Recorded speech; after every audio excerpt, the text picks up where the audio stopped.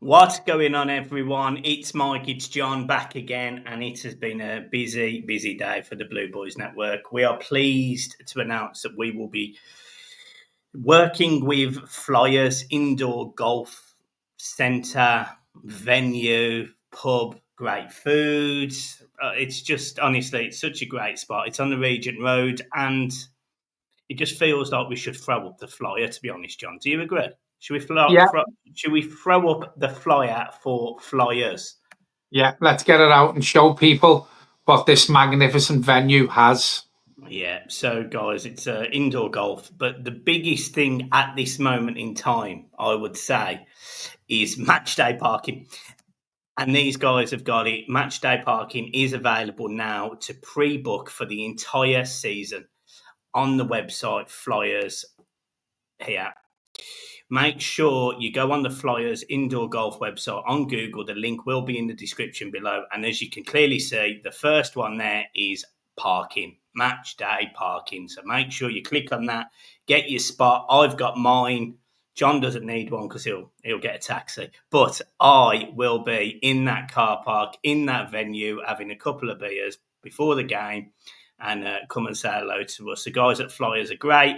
We're going to be looking at some discount codes as well in the future and some events and everything else. So make sure you get yourself a parking space. This is literally, by all accounts, the closest place I know to parking to the ground, by all accounts. So get a space before they get booked up ASAP. All right, ASAP, Rocky people. Right, John, let's get into today. It's heating up with Barry, innit? It's heating up. It's cooking. Well, we said this, didn't we? As this month ticks away to the end of this month, and the 1st of July is now on the horizon. I think it's Tuesday. We did expect movement, and I think you're going to see movement now leading up to that date. And we've gone on about the 1st of July quite a bit on this channel. For anyone who doesn't know, the 30th of June is sort of the end of the football financial year. So everyone's got to have their figures in and see how they've done with PSR, and Everton, by all accounts, are going to be okay this time because we haven't had to sell anyone big. The saleable asset as in Jarrett Branthwaite, and then the news come out that Everton are in talks to sign him, to tie him down to a new contract. So that was good news. So that gives us some confidence that we're not sailing close to the wind with PSR, and the shit that we've had in seasons gone by where we haven't been able to spend, we've had to sell assets, the mess that Mashiri put us in. We've spoke out on here quite regularly about it looks like them dark days are now behind this football club, and going forward from the 1st of July, a new financial year, Everton will spend money. As Michael says, things are heating up, the names are heating up. It looks like Everton are progressing in talks with Barry. What also helps is now he's out of the under-21 tournament that he's been in as well. That finished last night. So Everton are back in training on Wednesday. I expect this deal to be officially announced next week. I think it does happen now. Things are heating up and there's more names being linked, which we're going to talk about. But yeah, it's exciting, and we've waited to, we've been waiting for this day for a long, long time where we can not be scared to spend a good chunk of money. Yeah, let's just talk about that because some people think this is a lot of money. Now, it is a lot of money, but when you actually look at the type of player that we're getting, he isn't a finished article. He's still young, but he's really tall. He can score headers. He's quick. He can control the ball. He can score from inside and outside the box.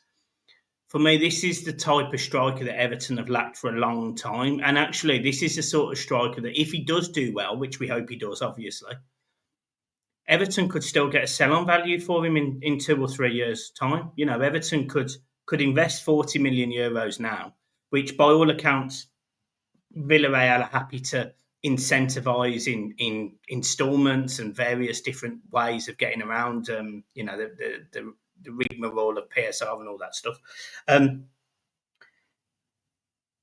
to me, it all just seems positive, if you get what I mean. It all just seems positive, and it seems like we're going in the right direction for the first time in a long time. And I don't know about you, John, but I'm really, really eager for this deal to just get done. July the 1st, if it's going to happen, make it happen. Yeah, a minute past midnight on July the 1st, get that pen out and get that contract out and get it signed. It has gathered pace today with the Barry links, even more so. Things are heating up, as Michael said. And one of the links that we've seen before is it Marker, which I think they've got something like 6.6 million followers. They know their shit. The worldwide renowned. Everyone knows a Marker, and they've reported in the last couple of hours that Everton are happy to meet or close to meet Villarreal's asking price. So obviously this deal will not be £40 million straight up. It's like most deals where it's spread over the length of the contract, or at least 3 years. So that still gives us even more playing fields with how much money we've got to spend. If we can stretch this deal out for Barry for 40 odd million quid over 3 or 4 years, that then allows us to spend money in other areas. And if we can do that with a lot of deals, Everton have got to box clever in this transfer window, because we keep saying on here how many positions we need to fill in this squad. So Everton have to box clever, and whoever we're signing, we've got to have the conversation with the club who's selling the player and say, look, can we spread this deal out over so many years? And then that allows us to spend more money and spread it out. Spot on. Yeah, spot on. It's just what's next. It's just what's next, isn't it? What's the next player coming in? Who's that going to be? For me, the fact that this has heated up over the last 2 days, on Monday, Tuesday, we did a video and I was like, look, I don't trust Everton to not offer Calvert-Lewin a new deal. And look, I still don't trust Everton to not offer him a new deal. I bet they did offer him a new deal and he's the one that's messing about with it, if I'm being honest. But the fact that over the last couple of days, this has heated up. We have been linked with Barry for a long, long time, but this has heated up. We're in a good spot. We look like we're trying to do business. We've waited until probably the right time to start negotiations and start talks. And I do think Everton will start doing business early July. He'll want players in by the time we go and play Accrington Stanley on the 15th of July, half 7 kickoff, I think it is. He will want all of those things in place. He will want to be working with players. And when the season starts and you have that deadline day, that's where Moyes, I think, will have a couple of loans left. If a player goes out, for example, one that we don't expect, say Nathan Patterson gets sold for 5 million quid or something, or a Dwight McNeil leaves the club for 10 million quid, something like that. That's where I think deadline day you'll see Everton go, right, we might actually be a little bit light in this area. The first 2 or 3 games haven't been great in that area. So we need to go and sign X, we need to go and sign Y. But I think the majority of our business will be done very, very early this season. And I think we're in a really good spot to take advantage of that. One striker that is not going to be joining Everton is Nick Waltmead, because he's finally agreed a deal with Bayern Munich. So there you go, job done. That is off the table, everyone. So it is Barry or no Barry for us. I think that's why the move for Barry's escalated probably over the last 48 hours. Going back to what you said about getting our transfer dealings done early, I think what you'll find is the players who Moyes brings in early will be the players he's going to use consistently, the better quality players. And then, as you say, towards the end of the window, that's when you'll probably see possibly a couple of free deals or loan deals coming in. Because how many times over the last couple of years, Michael, have you sat up and we've done videos and we've been on the phone on deadline day and we're hoping that there's one bit of news and there's a little glimmer. And I said to you, I'm not fucking sitting up anymore because it just doesn't happen. You look at what David Moyes was like in his first stint at Everton, deadline day. 9 times out of 10, there was always deals done by Everton Football Club and David Moyes on deadline day. So I think you're going to see that again because there's that many bodies that we need in. Going back to what I said before, I think the money transfers will be done or try to be done quite early. He'll want them in to come and hit the ground running. If they're not here for Accrington or Blackburn, I definitely do think he wants them on board to go to America for this tournament. And then as the transfer window goes on while the season's still on, I think that's where you'll start seeing the other gaps plugged, that more of squad players, which will be your loan deals. But I do think Everton spend near enough their budget early on in the window, but I think it's spread out over a certain amount of years with these players, the length of the contract, so it allows us to bring more players in. Because when you look at the majority of clubs now, Michael, say say Liverpool go and sign a player for 100 million. They don't just pay the 100 million quid. If that player's been given a 10-year contract, they'll probably pay it off over 5 years. So that gives you more scope then to sort of spread the money about on the important parts of the team that needs better quality in, because we all know there's quite a few positions that Everton need to do that. I think the other thing that needs to be mentioned is the fact that Everton have set up a separate company, so people won't necessarily understand this. And look, I'm not going to pretend that I understand it, but Everton appear to have set up an EFCW company on Company's House. Now, EFC Women. Yeah, so that to me suggests that we're going to sell. By the way, Aston Villa have done what Chelsea done, you know. Yeah, well, it suggests that we're going to do the same, and so we should. We should sell the and by the way, and this is where Everton need to box clever. I'm pretty sure the Aston Villa ladies team, nor the Chelsea team, have their own stadium that holds 40,000 people. So if I was Everton Football Club, I would be going, well, if it was 200 million for the Chelsea team, how much is Everton ladies worth? That's got the infrastructure, that's got everything else. Yes, look, the teams are two different teams. Everton are not the Everton team that was, winning FA Cups and winning league titles in the early 2000s with players like Rachel Unit, etc. We're not that team anymore. What we are is a team that is sort of mid-table in the WSL.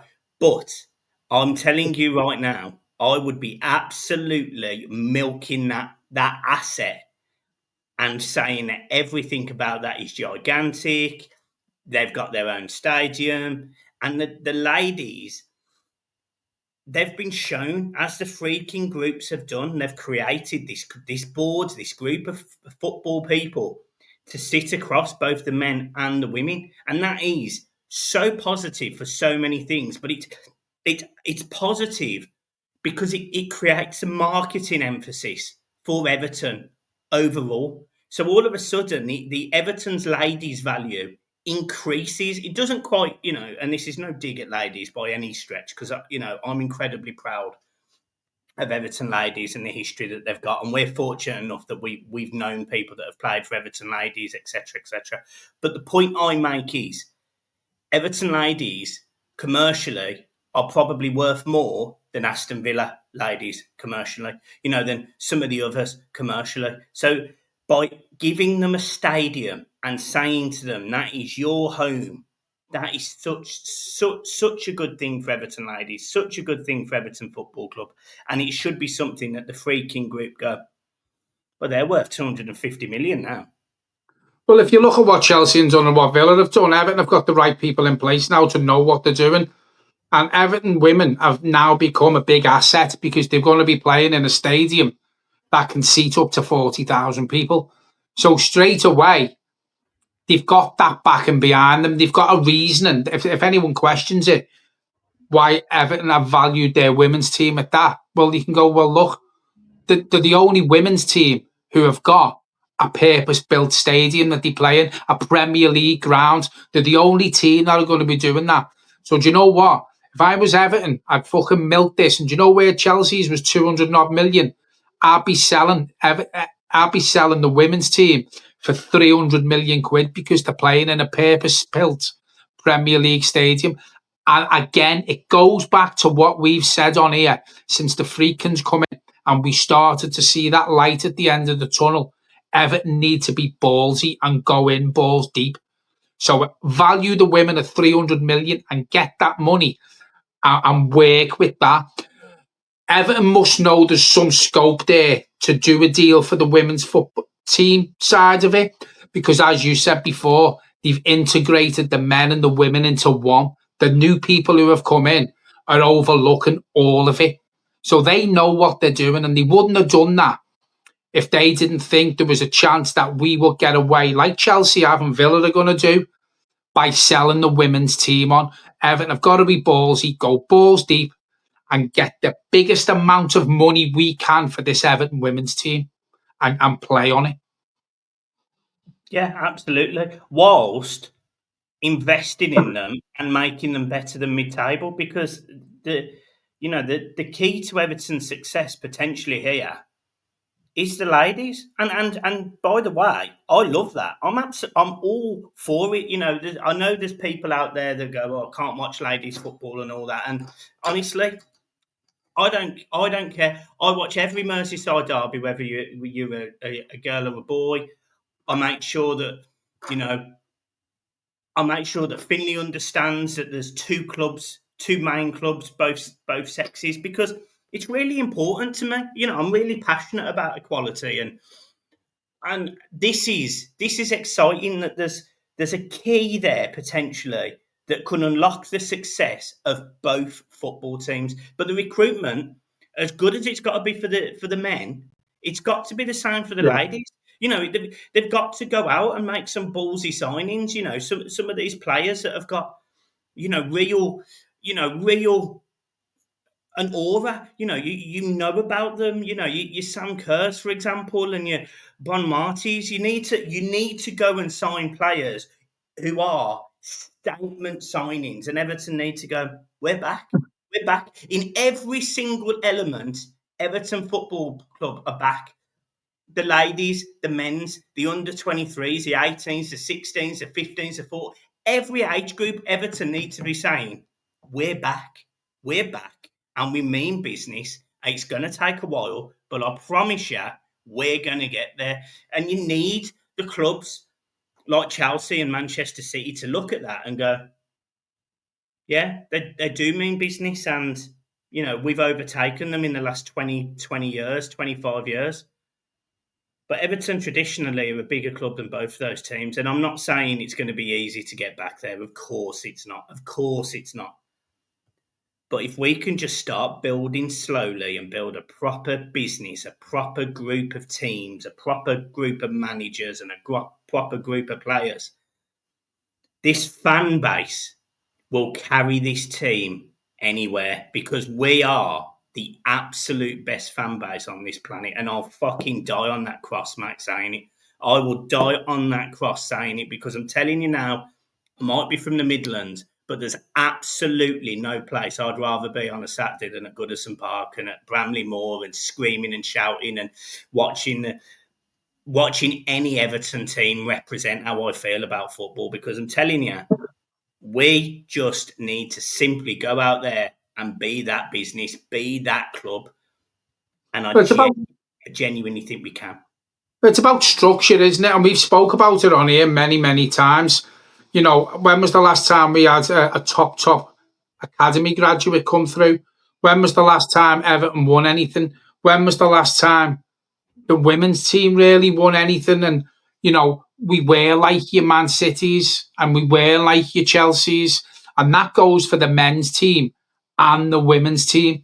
So the structure, from the fucking tea lady to the boot cleaners to the top professionals on the pitch, behind the scenes, the Freakins have got a model, and they've set their model up now with hopefully bringing the right people in.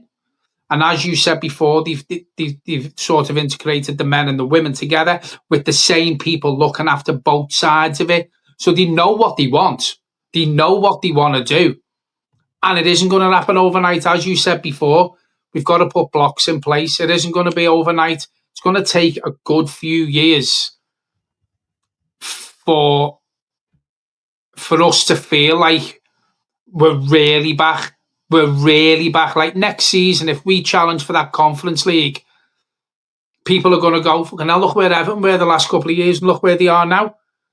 It's a process, and it's not just a process with the men's team. It's a process with the Liverpool's team, with the women's team, but it's a process for the whole club. And these people have come in, they've put their money where their mouth is. What will put the cherry on the cake for me is if they put their money where their mouth is and they start bringing some statement signings in, not just for the men, but for the women as well. Let us be noticed again, because the only way we will get noticed is by performing on the pitch. And the way you perform on the pitch is by having better quality. It's going to take time. It is going to take time. It's going to take a couple of transfer windows for us to really think, yeah, we can challenge for a cup here. The next couple of years might just be we're happy getting to a final or a semi-final. But in a couple of years' time, when this structure has built its solid foundations and we're building on them foundations year on year, transfer window after transfer window, then you will see that all the suffering that us as Everton fans have gone through is a thing of the past. Because I honestly believe this club, with these owners, with the new ground, with David Moyes coming in, and the club bringing the right people in, I think it's only a matter of time before we really, really feel like we've got our Everton back and we're challenging again. Yeah, spot on. Right, other big news today was the shirt was announced, as we mentioned last night in last night's video. So I'm going to ask you two questions. I've answered these. This is out of 10, John. I don't want any other words than just a number. How do you rate the shirt in terms of appearance? 2. And how do you rate the cost of that shirt out of 10? 1. Yeah. So I give it a 3 and a 1. So I only give it a 2 because it's blue and it's got the Everton badge on.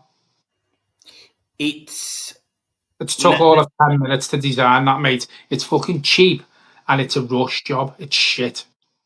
It's just like the last shirt at Everton at Goodison. The first shirt at Bramley Moor is a disappointment. Like it is a disappointment. Now look, people can have their opinions and whatever. If you disagree with my and John's opinion, fine.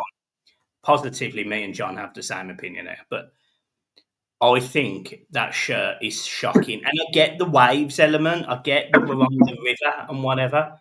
I mean, John's dying over there. But the point I make is they could have made it so much more better. Just like they could have made the last season at Goodison Park better. You know, they could have genuinely printed a picture of Goodison Park onto a shirt. When you look at some of the designs of shirts that companies make, including Castor, they could have done that. They could have put a print of Goodison Park on last season's. They could have put a print of Bramley Moor on this season's. They could have done anything. But instead they went for waves, which, I'm being honest, they look appalling. It actually doesn't look. I haven't seen the shirt upright. You know, the club don't send us a shirt to look at.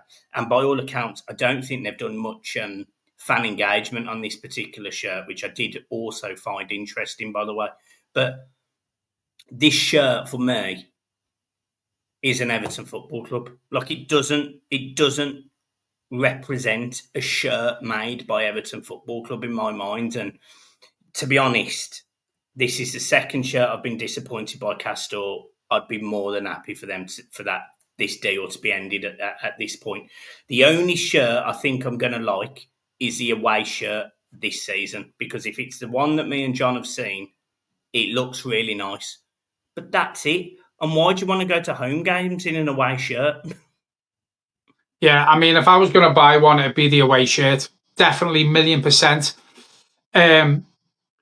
I totally agree with what you're saying. The final shirt for the final season at Goodison Park was nothing short of a disgrace by Castore. And for the first season in our brand new stadium, with the first home shirt that's going to be worn there, is nothing short of a disgrace for me. So the sooner Castore deal ends, the better. Because again, I'm blowing smoke up these owners' asses all the time and the people who they've put in place. But commercially, the next step that Everton need to do is go with someone who know what they're doing. Be ballsy again and go for someone like Adidas if they want to work with us, Nike, anything like that. Just go for a big, big brand. It's not even about the money for me and the sponsorship and the kit deal. For me, more, it's getting better shirts because obviously it speaks without saying. If you go with someone like Nike or Adidas, it's going to be a bigger sponsorship deal anyway. But saying that, the deal for Castore was quite high. It was quite a lucrative deal. But I think now the problem you have, right, and this is straight up, is when a club goes to a shirt manufacturer like Nike and Adidas. Nike and Adidas are like the creme de la creme of football shirts, aren't they? So they're only going to really pay attention to the creme de la creme of football clubs. So that's why you see Arsenal, Man City with Puma now, or whatever. But that's why you'll see the Arsenals and the Liverpools with those manufacturers, or they'll be with smaller manufacturers that pay an absolute shitload of money. With Everton, Nike probably would look at Everton and go, it's just a club to us. You know, yeah, but the thing is, if we get to where we're aspiring to be, then that all changes. Agreed, and that's the problem with this shirt for me. It's made by a company that haven't paid attention to the two key things that are happening in Everton's history in the last 2 years, which is leaving a stadium and going into a new one. And I'm not saying Adidas, Nike, or anyone would have done more for that. They might not have. But that's exactly what should have been in Everton's remit when they signed this deal. They should have said to Castore, if you're going to be the shirt manufacturer and the main sponsor for this season, and you're going to pay us a shed load of money, which they did, I think it was £20 million, which was the seventh highest deal outside the top six. You have to make these shirts individual, special to Everton, mean something for the two biggest years of our career, of our lives. And they didn't do it. Those shirts were shit, and that is disappointing. Well, the money we got off Castore, was lucrative for Everton. But when that deal was signed, and again, I agree with what you say, the first thing that should have been said is we want an absolute baller of a shirt for our last season at Goodison and a baller of a shirt for our first season at Bramley-Moore. Now, when this deal was done, we had dickheads running that side of the marketing and that side of the sponsorship deals. We had people in the club who were working for Farhad Mashiri who didn't have a clue what they were doing. Because I guarantee you right now, if that shirt deal was signed again tomorrow with the people who are now in the sponsorship department at Everton and, the marketing and stuff like that, I guarantee you now that will be one of the first things that they would have said to them. We want a better shirt for the last season at Goodison, and we want a top shirt for the first season at Bramley-Moore. These people who have come in know what they're doing. The people who worked for Mashiri when this deal was signed didn't have a clue. They weren't asked. It was just, we'll take that big sponsorship deals. And they didn't even probably mention what sort of shirt they wanted for the last season or the first season. So to me, it's the people who were running the club before these new owners that have massively let the Everton fans down. I've got a question for you then, based on what you've just said, playing devil's advocate yet again, John. Well, so do you blame the new owners or the old owners for the name of our new stadium? Well, I blame the new owners. But to be honest with you, I couldn't give a shit what the stadium's called because I'm always going to call it Bramley Moore. But you can't change what a shirt looks like. You can't change that this group of people who were running the club before this group now didn't have any nous about them to do a replica shirt for the last season at Goodison Park or for the first season at Bramley Moore. I'm not asked about naming rights for the stadium. It's what you see kids in the street wear. It's what we're watching our beloved football club playing, and the shirts are shit. I don't care what's on the roof of Bramley Moore. I couldn't care less. You know, that deal's okay for money wise. Do you think Hill Dickinson Stadium fits with the narrative of an aspiring global football team? Well, no. I'm just interested. I mean, my take is Hill Dickinson have got a fantastic story. They go back years and years and years to right when Everton were playing the St. Domingos. I don't have an issue with the name. I wish it still included Bramley Moore or Everton. I wish it was Hill Dickinson Stadium or Bramley Moore, Hill Dickinson Stadium, because at the minute, every 5 years or whatever deal it is, that name is going to change, and it could be all sorts of stuff over the next 5 years, and it will never have an identity to Everton. And it only works if the name that you put on the stadium becomes iconic. Allianz Arena, for example. Yeah, but what happens when the Allianz Arena, their sponsorship deal ends? You're saying about, look at Arsenal with Emirates. What about if after their sponsorship deal, they've got to change the name of the Emirates again? People are still called the Emirates. I'm still going to call it Bramley Moore. You know, it's just a name. It's just a name. As long as the sponsorship deal that comes in is sound, I'm more asked about the shit shirts that we've had to see our players running around in the last season at Goodison and the first season at Bramley Moore. There's no thought gone into them whatsoever. Anyone can get a fucking blue piece of fabric and do that, mate. Anyone can do that. There's no thought gone into it. That shirt was designed in the matter of 10 minutes. I guarantee you, 10 minutes. That shit. Big fucking Stevie Wonder could have designed that fucking shirt. Brilliant. Right. There we go, guys. Make sure you hit the like and subscribe. And as we said at the start, we are really pleased about linking up with Flyers Indoor Golf. Please go on their website and have a look at what they do. It's fantastic. Here is their season car parking pass up to 2.5 hours before the game. It's a bar, it's reserved, it's manned, it's secure, it's all the things. And you can literally see in the background of that picture where Bramley Moore is right now. So you can literally see how far you are from the stadium. It is I think I timed it was a 7-minute walk. Google says it's 11. It's not far. It's the point I'm making. And I think it could be really useful for fans that maybe struggle with mobility, for example. They may go with somebody. You could be dropped off at the stadium, park your car it's literally 1 minute away from the stadium in a car. You literally could drop someone off, park your car, meet them there, have a beer, go back up to the stadium or whatever it takes. But parking there, trust me, is a no-brainer because I did it. It was almost like the hidden secret. So go and get a parking space for them. Included in the pass this season is the first pre-season game as well. And more contact will be made around cup games that Everton have, but I'm sure they'll come to some form of deal anyway. But yeah, it works out to about 15 quid a game, which is less than you paid at Goodison Park next to the stadium, which was £20 if I remember. So yeah, they're in a good spot. They're a good team. Matt's a lovely guy who runs the place. Please go and show them some love and support. Me and John will be there, so come and say hello to us. And we are also open to do more with Matt in the future as well, whether it be putting stuff on in Flyers as well, which hopefully we can build a long relationship up with Matt, who owns Flyers, because as you said, he seems a nice fella, and hopefully there's a few more things in the pipeline.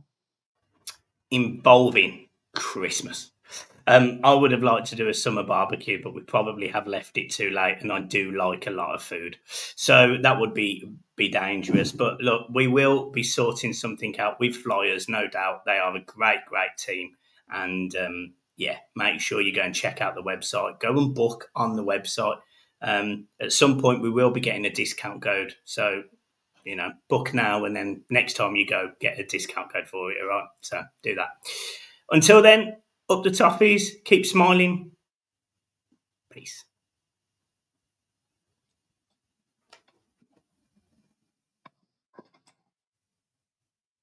Hello. It's not stopping. Oh, it's broke again. Are you shitting me? Are you shitting me?